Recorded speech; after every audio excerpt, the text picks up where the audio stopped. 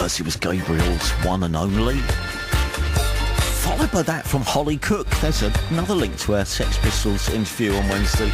Daughter of Paul Cook, Queen of Tropical Pop. Holly Cook and the title track from her forthcoming album. That was Happy Hour. It's just after 5:10 on tea time, which is not usually on a Monday when we have a guest on the show, but we have a guest on the show because Suede are about to make their return with new music, and Brett Anderson's here to tell us more. Hello, Brett. Hello, Steve. Lovely to speak to you. Thank you for sparing us a few minutes, and thanks for the track as well. A sweaty sound check. Well, I was going to say, where are you today? It's the last date of the reschedule coming up anniversary That's tour. Right. Yeah. It's the last. We're in Brussels. We're in a very rainy Brussels actually, so it's quite fitting for. We're in Suede land, and whenever it rains, it's Suede land. You know. Motorways, concrete, rain. That's we're at home. So we're into. So we're doing the last night of the Coming Up tour, and which has been rescheduled. Yeah, it's basically come to the end of that, which is it's been great, but it's time to do some new stuff now, and we've got some new music which we've been chipping away at for the last few years. Very proud of it. And I think we're going to hear something new soon, aren't we? Yeah, we'll play this new track. It did occur to me that, has it been, I mean, with all the rescheduled dates, it's almost like living in a TV plus one channel, where everything is a year or two later than it was supposed to be broadcast. I don't know. We've all been living in some strange world the last couple of years. I don't really know where the last 2 years have gone.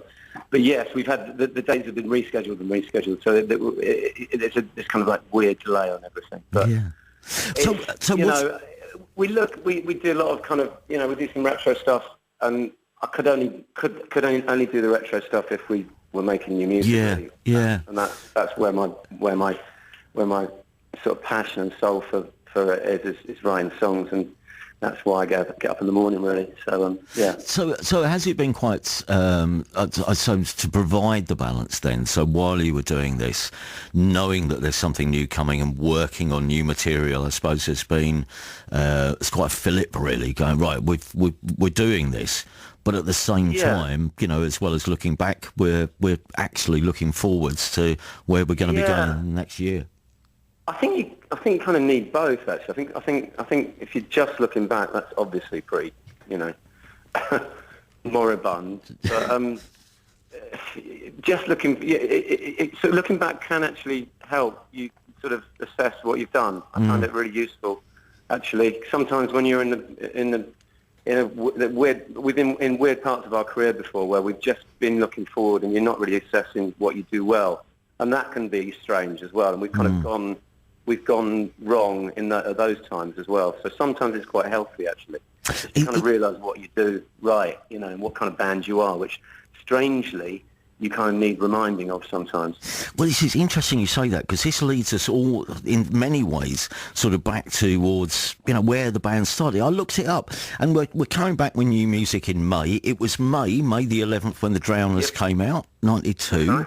30 years. And here you are back with a record which, from what I've heard, and I've only heard, a couple of things so far, but I think it really sounds like it embodies the thrill of a band in their early days, bashing songs around in a rehearsal room. That's what this sounds like. Exactly it. That's kind of what we were after, really. We the last couple of albums have been quite kind of sort of, I don't know, quite kind of complex and landscapey and stuff, and we wanted to do something that was just like really raw again, and sort of quite.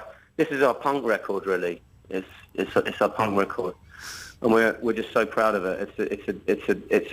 It's a record that it's going to just sound great, shouted out at the front row and played to people. We're doing a couple of dates in. God, when are we doing them? I can't remember. I've got a sheet. October the 5th and 6th.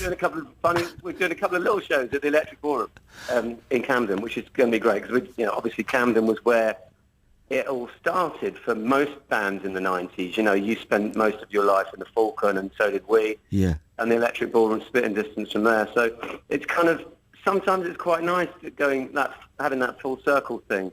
Yeah. And you're right, the record is a very, very raw record. It's the rawest, punkiest, sort of hardest sounding record I think we've ever made, actually.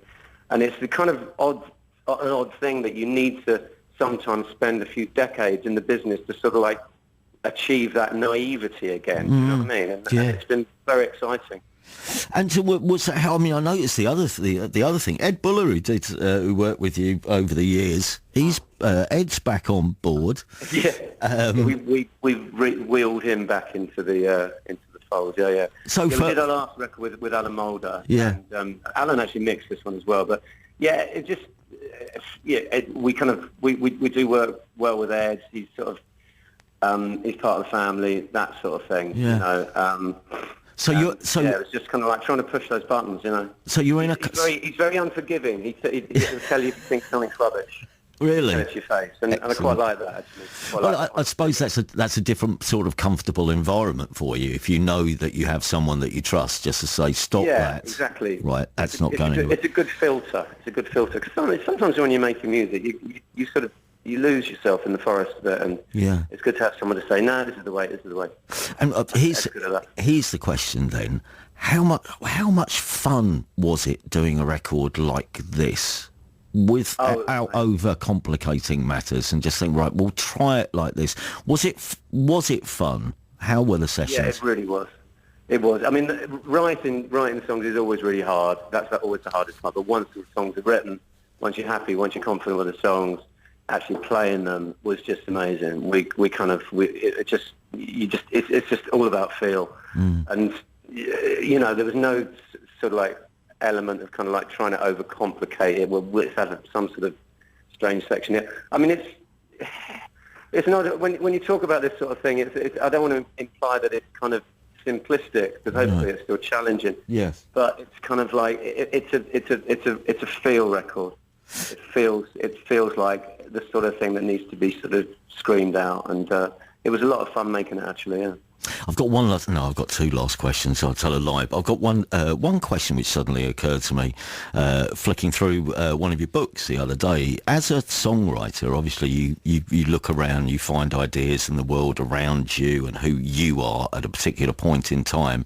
But have you strangely had any moments of inspiration which have come to you while you've been writing the autobiographies, while you've been looking back at your previous life? Yeah, I mean, that's a good question. I think I learned a lot about sort of writing books was really interesting, because it's almost like doing therapy or something. It's sort of like you're kind of, the therapist is the page, or the therapist is you, and you're kind of asking yourself questions, and you're kind of like organising your thoughts in a certain way that you would only do if you actually sat down and wrote the book. And I kind of went through my whole sort of journey through the 90s music industry, especially in the second book, Afternoons with the Book Blinds Drawn, and looked at lots of things like, I don't know, the music machine and what you go through as an artist and all these things, and elements like persona and stuff like that, which I'd never really questioned before. And, you know, I found that really interesting, and that sort of kind of suggested a couple of themes, a couple of the kind of like the more hidden themes on the record.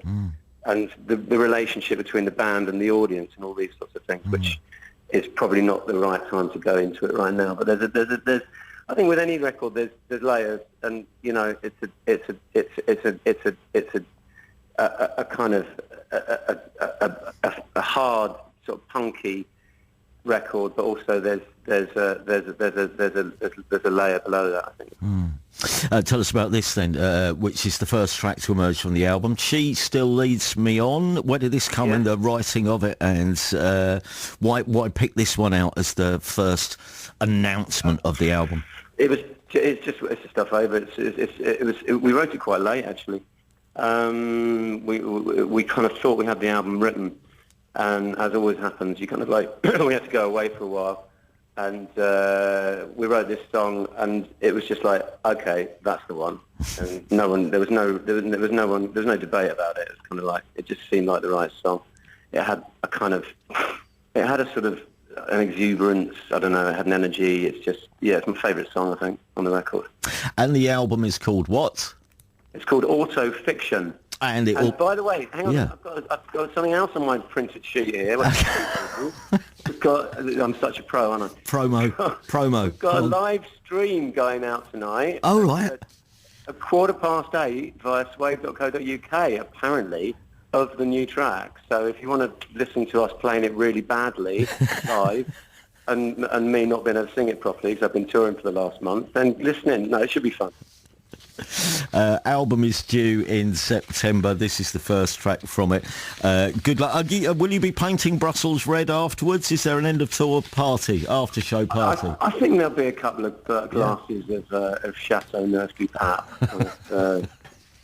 consumed. It's actually Simon's birthday, so we're going to have the fans have bought him a Never Mind the Bollocks cake, which is really nice. So or made in it. I'm not quite sure, but it's quite lovely. Well, wish him happy birthday from all of us here. Enjoy the last night of the tour. We'll see you again, I'm sure, around the release of the record. Take care, Brett. This is from the new Suede album. This is them plugging in. Have a listen to this.